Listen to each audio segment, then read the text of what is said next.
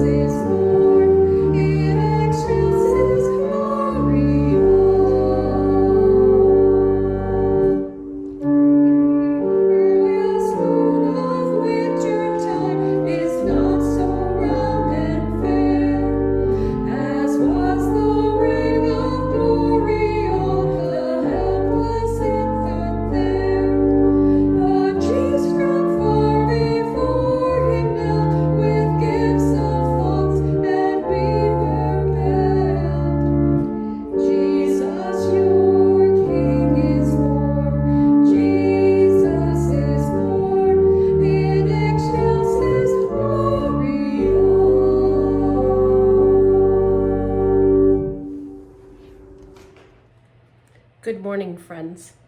From our home to your home, Merry Christmas.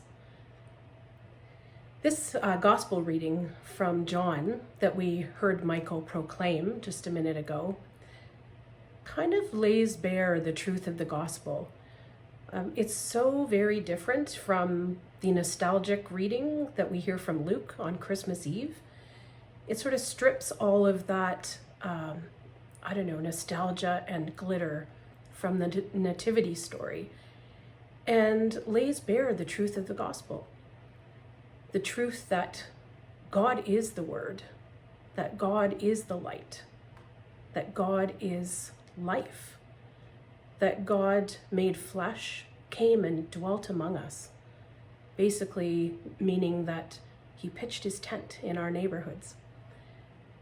And so this Christmas, being as different as it is, as simple as it is, or as it might be, may we ponder these words, the simplicity of these words, and yet the profoundness of them. That God is the Word, that God is life, that God is light, that God dwells among us. And we celebrate that this day. And so I wanted to leave you with a blessing. It's written by Jan Richardson. It's from a book I purchased from her recently. And it's called How the Light Comes. I cannot tell you how the light comes. What I know is that it is more ancient than imagining, that it travels across an astounding expanse to reach us, that it loves searching out what is hidden, what is lost, what is forgotten or in peril or in pain, that it has a fondness for the body, for finding its way toward flesh, for tracing the edges of form, for shining forth through the eye, the hand, the heart. I cannot tell you how the light comes, but that it does, that it will, that it works its way into the deepest dark that enfolds you, though it may seem long ages in coming, or arrive in a shape you did not foresee.